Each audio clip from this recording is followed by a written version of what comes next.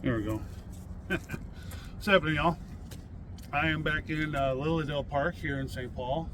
Park just underneath the high bridge here, and I'm going to do some more fossil hunting. And I've had a GoPro for years, but never had one of these before. So I figure try it out because that way it'll give everybody a different perspective of kind of what it looks like, because it's hard to have one of those headband things on, and I have a wrist mount one, and I have one that's mounted on the that I can mount on my walking stick here, but it's kind of difficult to do that. So, or it's kind of difficult to do that to give you perspective as I'm going along. So right now I got the GoPro recorder as well. So there we go. What's happening, y'all? I am back in Lillydale Park here in St. Paul. Park just underneath the high bridge here, and I'm going to do some more fossil hunting. And I've had a GoPro for years, but never had one of these before. So I figure try it out because that way it'll give everybody a different perspective of kind of what it looks like, because it's hard to have one of those headband things on, and I have a wrist mount one, and I have one that's mounted on the that I can mount on my walking stick here, but it's kind of difficult to do that. So, or it's kind of difficult to do that to give you perspective as I'm going along. So right now I got the GoPro recorder as well, so it's going to show you kind of what I go through and how I climb and whatever, you know. So it'll be kind of neat. So here we go. And then I'm gonna edit this all together, and I'm gonna try to make it a nice presentable video, as I did with that one that I did in Rum River. So here we go.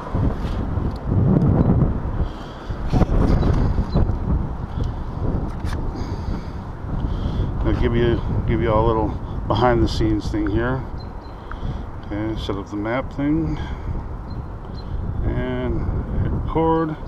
That way it gives me distance and direction, or not distance and direction, but it gives me, you know, area, or the distance I've traveled, elevation, whatnot, and all that. So seal the bag up, make sure that's good. Seal it up.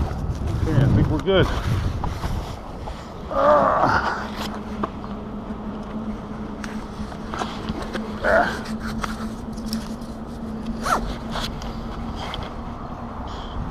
That way this is gonna give everybody an idea of kind of what it's like to do fossil hunting here in Lillydale.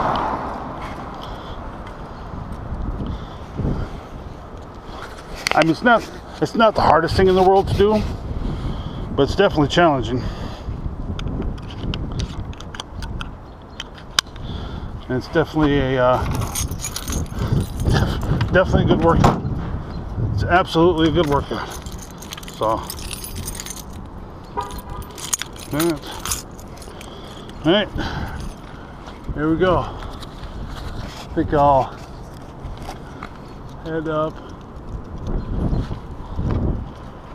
in a direction that I can find where I'm not gonna step in about a foot of water there. So I'll probably have to go up over here and then scramble back across. So hopefully the GoPro isn't shaking so much, so you guys get kind of a clear picture. So let's see here. Yeah, it's not too bad. There we go.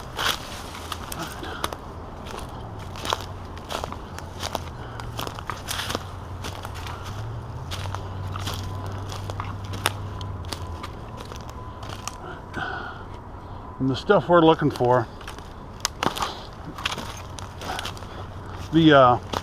geologically, the stuff we're looking for is up there. It's up that direction. So we need to work our way up there. But I want to take a look at what's falling down right here, see if there's anything significant.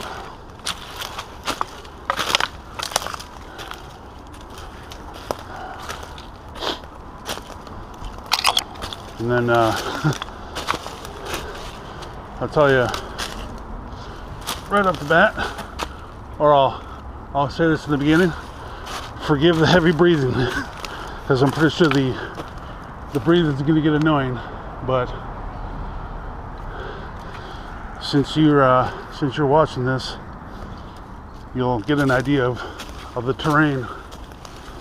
Oh, my ruck also weighs a little over 40 pounds, and that's water and first aid kit and supplies, food, tools, things that are needed for expeditions like this. Expeditions like yeah, this is an expedition. This is just a day outing, but it's definitely a challenge, because already right now where we are, the terrain, it's about a 45-degree angle, so it's already steep-ish, but we need to work our way over this direction. And so I think we'll scramble over this way, and we'll make our way underneath those vines right there.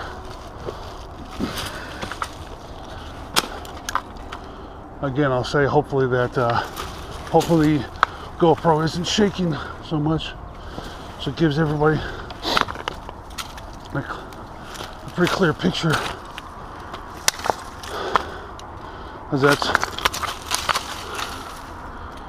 that's kind of an annoying thing, is when you're trying to watch a program or trying to watch somebody film somebody and they're constantly doing this shit, you know, you're screaming at them through the TV, through your phone, like, hold your camera steady, damn you. So, oh, here we go. Actually, before we go up, here is an idea of what we're looking for. Right here, evidence of brachiopods, small seashells.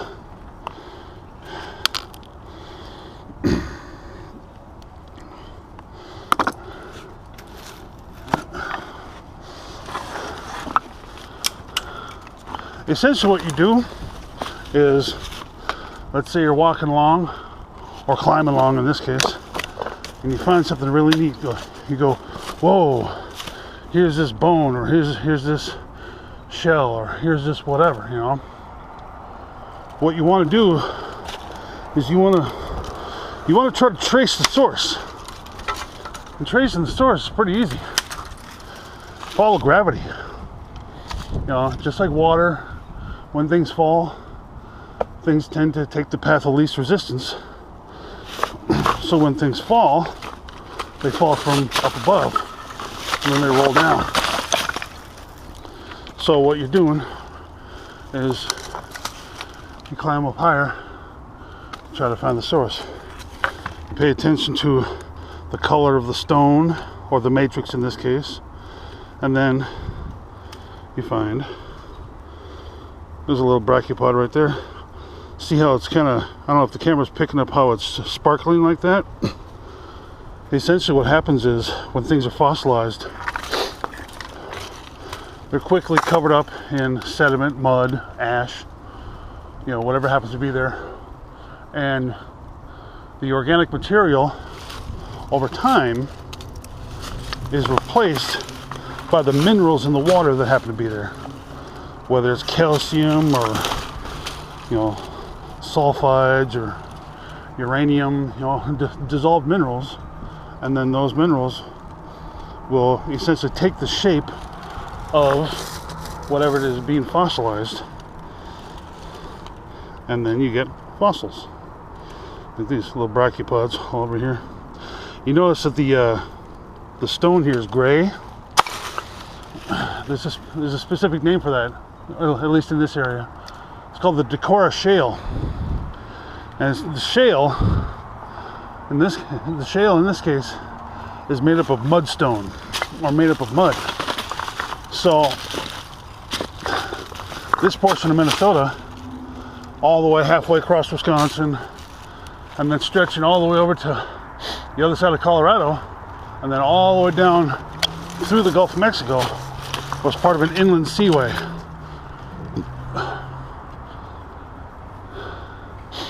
And we were on the shallow end of that. We were on the shallow end of that seaway. And so that's why we get shallow water life, like clams and seashells and trilobites. You know, trilobites are modern day like water bugs or water beetles. That's what a trilobite is. Or that's the ancestor to the trilobite.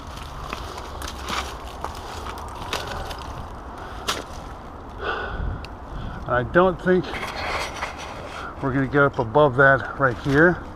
So we're going to have to scramble that way and scramble across those rocks over there. Because I know there's a little sandstone, little I guess you could call that a little mini bluff that's underneath the hybrids there. We're going to have to scramble over to that and then work our way up. And then we'll get into the stuff, the fall. I think I'll start recording here again and start with like a little safety brief, because obviously if the camera's picking it up correctly, you can see I'm in a pretty steep area. And so what you want to do when you're doing any kind of climbing is, first and foremost, make every step deliberate.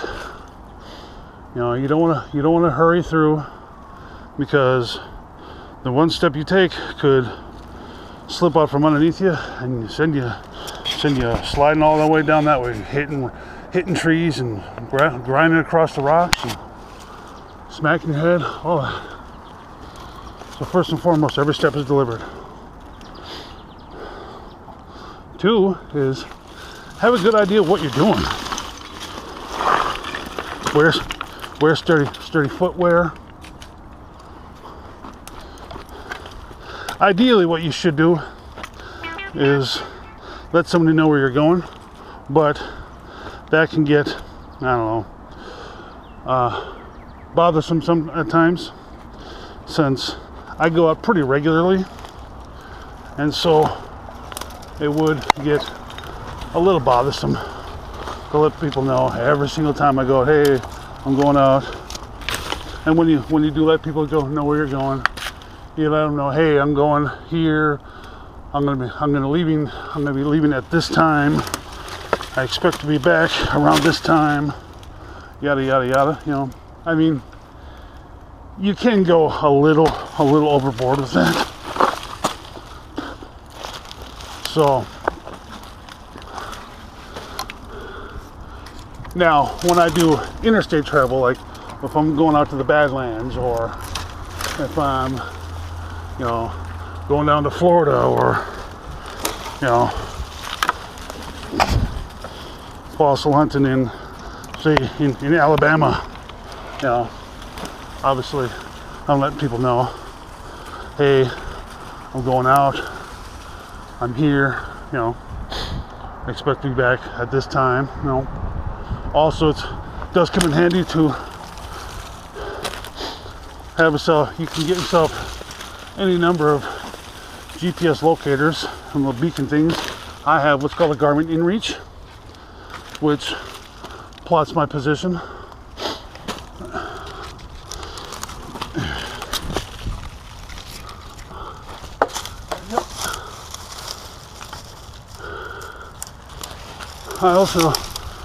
I'm also on an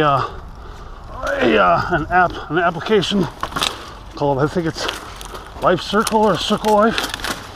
The application's name is actually Life 360. It allows people to track your movements via GPS, which is kind of nice. So even if, let's say, like today, for example, you go out, you don't let anybody know where you're going, but you get hurt or whatever, you can, as long as you're in cell service, with that app, you can send out a distress beacon. And then with the Garmin InReach, since that runs off GPS, that thing can send a distress signal anywhere on the planet, which is kind of nice.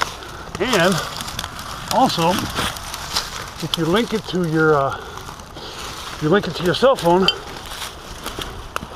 you can.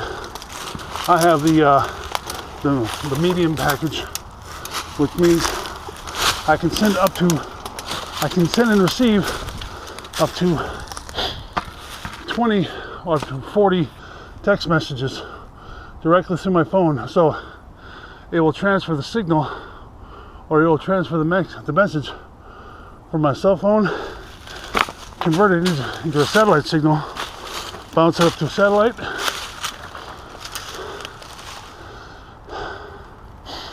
and then send it anywhere on the planet, which is pretty cool.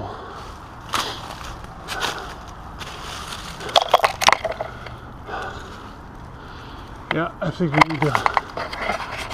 We're probably not going to, or we could climb up right here, but I might go this way. But I want to get up above this and go that way. So, but yeah, getting back on the safety thing, I have a pair of gloves that I should be wearing right now. They're in my ruck, so I'll stop here in just a little bit and throw those on. Walking stick. Walking stick isn't just a, I don't know if trope is a proper word, but a walking stick isn't just for simple trails and whatnot. It comes in handy for giving you traction. You can reach out, poke stuff. You sharpen one end of it. Actually, sharpen both ends of it. With the one that's pointed towards the ground, sticks in the ground better. The pointy end that's not sticking in the ground, that can protect you against four-legged, or that can help protect you from against four-legged wildlife, and unfortunately, sometimes two-legged, in case you have to fight your way out of a situation. So yeah. Anyway, I'm gonna stop recording here and conserve some disk space, and get back to y'all later. See ya. Okay, we're getting a lot closer to the bridge here. So now we're gonna work our way all the way to the top. This is another little walking trail up there, and we'll use that to traverse our way to one of the other sides of, or one of the other areas of the bluffs. So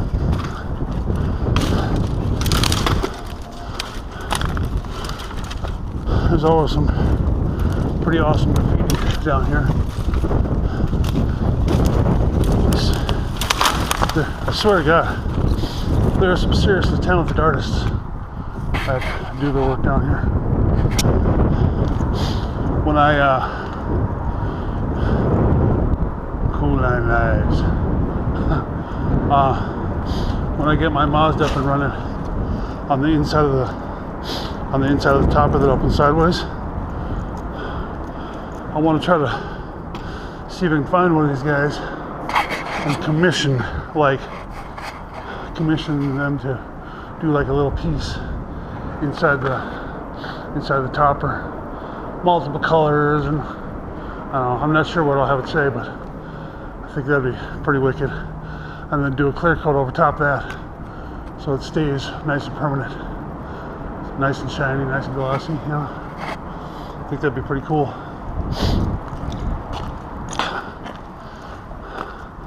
So anyway, I don't know if anybody watching has been to St. Paul and been over the high bridge here, but this is what it looks like underneath here. So in case you ever wondered. Oh, another funny little detail.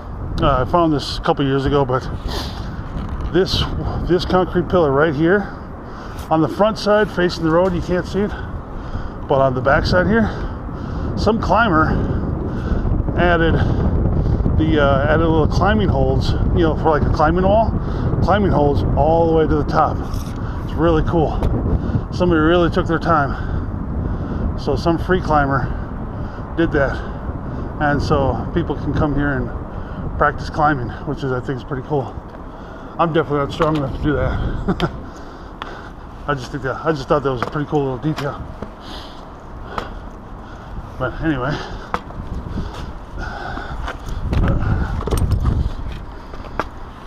this is what it's like.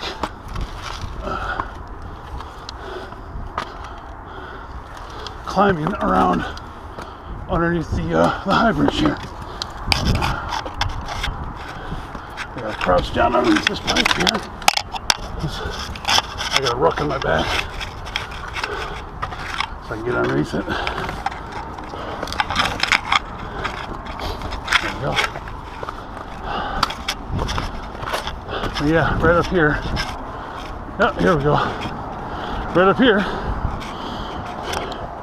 is the top of the high bridge. Now there's the cathedral, and there's downtown St. Paul. So, I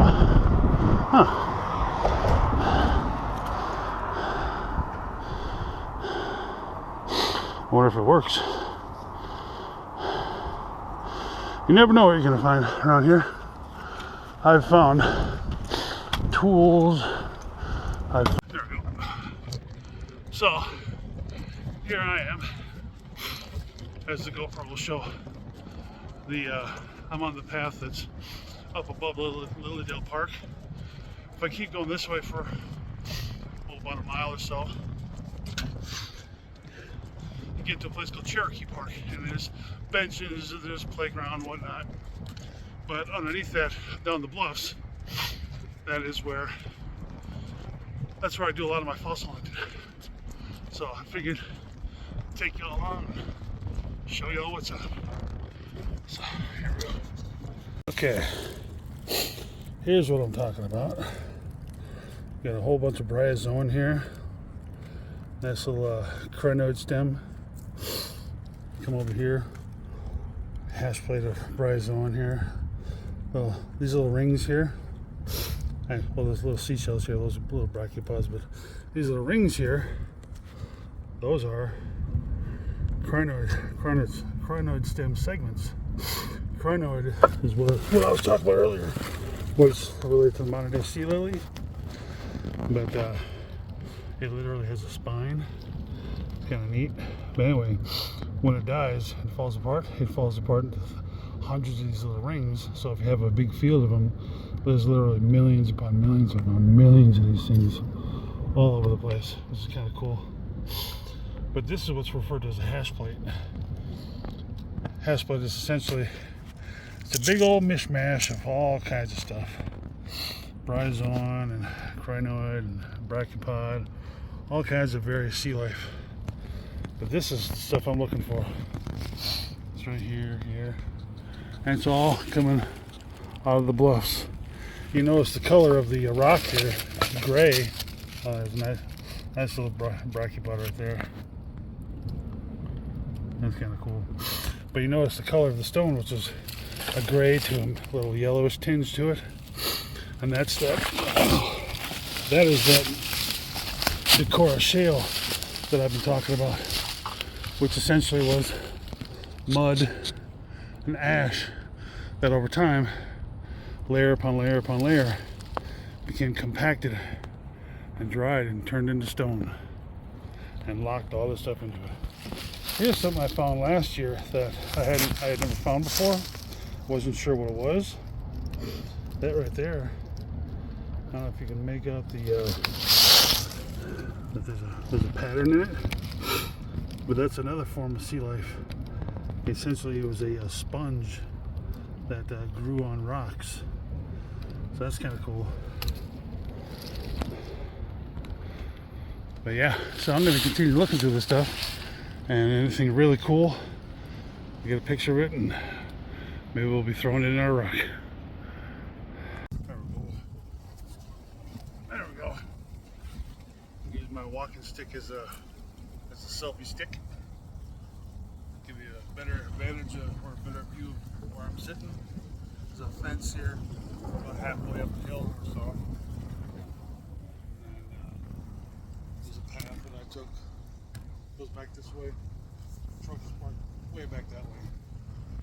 And then the gorge, a little bit of a gorge. Not really. It's only maybe 100 feet. But anyway, the gorge is down there. And this little creek, tiny little waterfall over there. It's kind of neat. Little scenic river down there.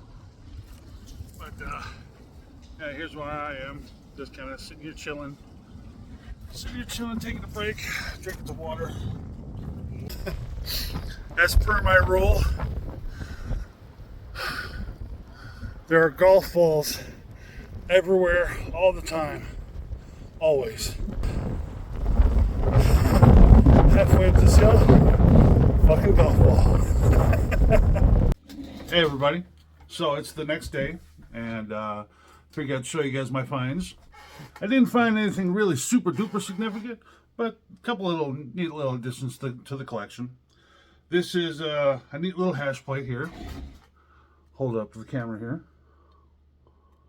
A lot of bryozoan. If you get real close, you can start to see the how it would feed. It was a filter. It was kind of a filter fish kind of thing. It would filter out, eat like plankton and tiny little things. But you can see there's also brachiopods, little shellfish things in there. There's some crinoids and whatnot. So I just thought that was a cool little addition. This right here is what I was describing in the video here. It's this sponge thing that it would attach itself to rocks, and then it was also kind of a filter fish. So it's a what's the word? It's a very primitive life, very primitive, So, but as you can see, the little hexagon pattern in there, which is pretty neat, So, I figure I'll show you guys a little bit of my collection and kind of give you an idea of what I look for. Let's see if it'll allow me to reverse the camera. No, it won't. Anyway, so right here, whoops, up the track. Anyway, right here, this is it's from the Paleozoic era, that's the things I look for, or one of the things I look for here in Minnesota. It's the trilobites and the crinoid and brachiopods. But if you can look here, that's a really good example of a brachiopod right there. These are all nice and preserved. Little hash plates. Nice big chunk of bryozoan here. This is part of a cephalopod, which this right here is that thing that I mentioned earlier in the video. Big chunk of a cephalopod, and what's rare about it is the head right here, which contains a lot of the soft tissue, is preserved, which is pretty rare. Normally it's just this area where it's the shell.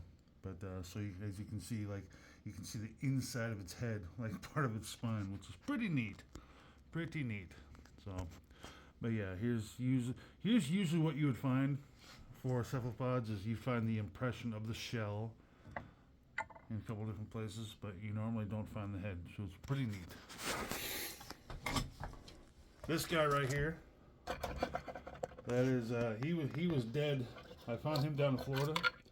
That is they're known as a living fossil, horseshoe crab, because they essentially have not changed in over 100 million years, which is pretty neat.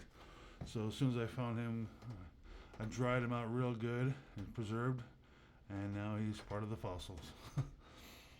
Here's more of that sponge right here. Moving up, I found this. Okay, here we go. Here's some crinoid stems right here. These are all part of that. It's related to modern day sea lily, so it's pretty neat. I found some of these guys I found out in Colorado, which will be the other side of that inland seaway. And these right here, this is all palm leaves from palm trees.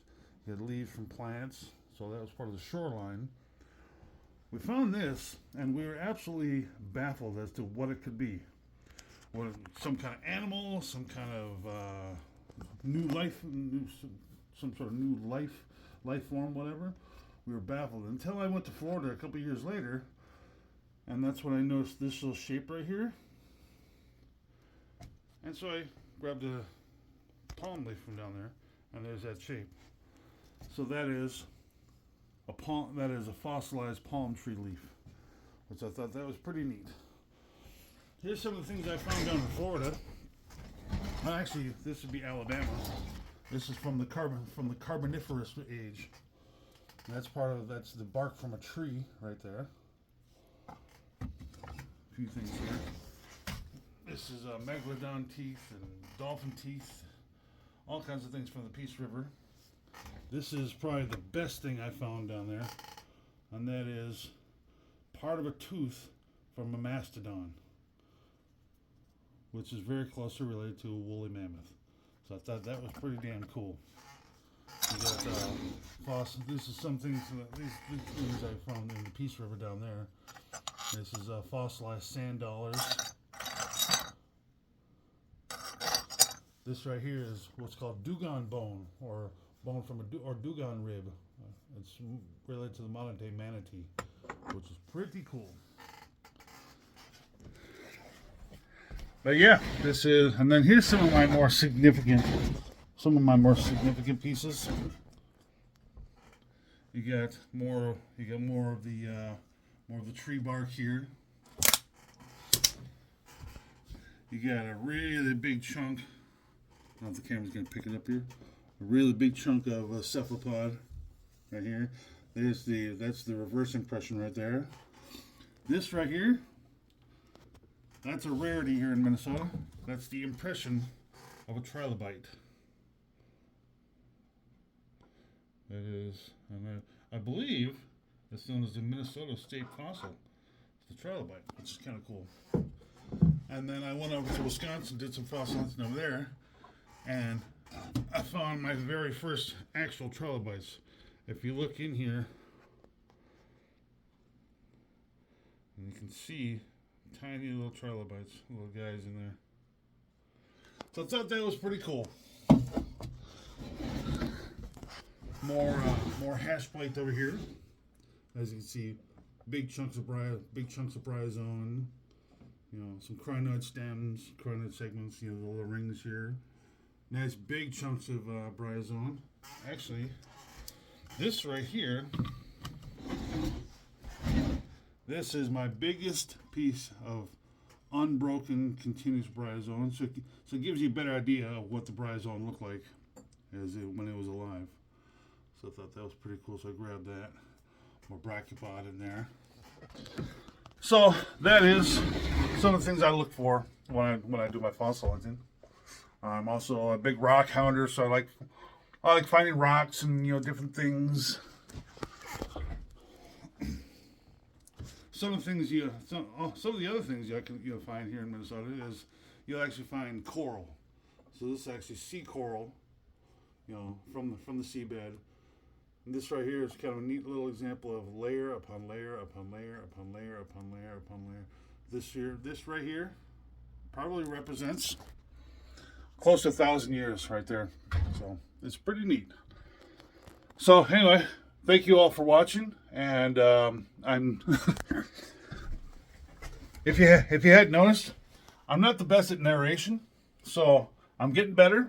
I'm gonna practice a little more. I'm gonna maybe try writing some things down and see if I can get better at it. But we'll see. Maybe I'll start adding. Maybe I'll try adding in some music and try to make my videos a little more, I don't know, more presentable, I guess. So anyway, thanks for watching, and we'll see you next time.